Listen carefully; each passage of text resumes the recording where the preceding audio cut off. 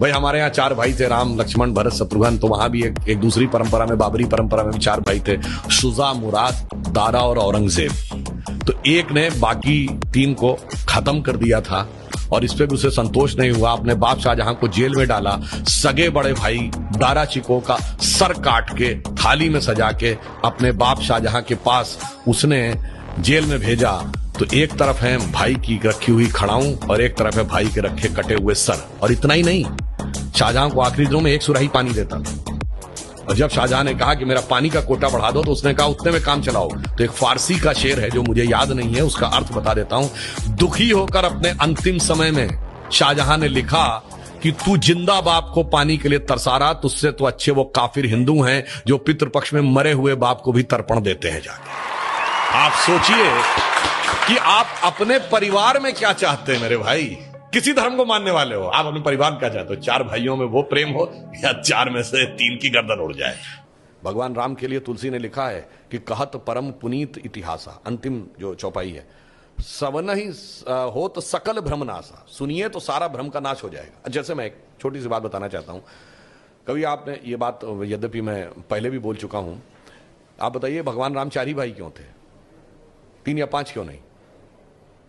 और अगर 4 भाई थे तो लक्ष्मण ही क्यों राम के साथ जाएंगे वन में, और भरत ही खड़ाऊ रख के शासन क्यों करेंगे, और शत्रुघ्न ही अयोध्या में क्यों रहेंगे? क्योंकि 4 भाई 4 पुरुषार्थ के प्रतीक हैं, धर्म अर्थ काम मोक्ष। भगवान राम धर्म है, शत्रुघ्न अर्थ है, लक्ष्मण काम है और भरत मोक्ष है। अब देखिए साहब, धर्म के साथ काम यानी कामना यानी इच्छा सदैव संयुक्त रहनी चाहिए, इसलिए लक्ष्मण सदैव साथ में रहेंगे। भरत मोक्ष के प्रतीक हैं तो खड़ाऊ रख के यानी धर्म के किसी प्रतीक को रख के तपस्या करेंगे, मोक्ष प्राप्त होगा। और शत्रुघ्न अर्थ के प्रतीक हैं तो इसलिए वो राजधानी में ही रहेंगे, अर्थ कभी छोड़ के नहीं जा सकता। इसीलिए आप देखिए, कहा तो जाता राम लक्ष्मण की जोड़ी, मगर तुलसी बाबा ने लिखा हनुमान चालीसा में कि रघुपति कीनी बहुत बड़ाई, तुम मम प्रिय भरत ही संभाई। क्यों?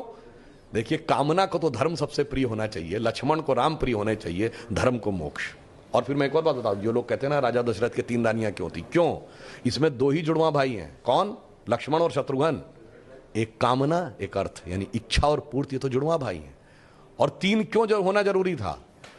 ये चारों चीजें एक ही स्रोत से नहीं आ सकती।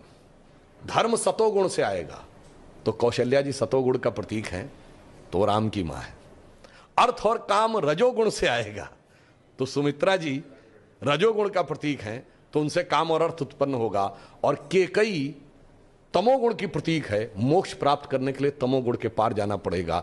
इसलिए महाराज दशरथ की 3 ही रानियां हैं, 2 या 4 नहीं। और फिर यहां पे मैं ये भी कह दूं, मतलब इसको कोई अन्यथा न ले, मैं मतलब ये नहीं कह रहा हूं, इसमें सबसे सुंदर कौन था?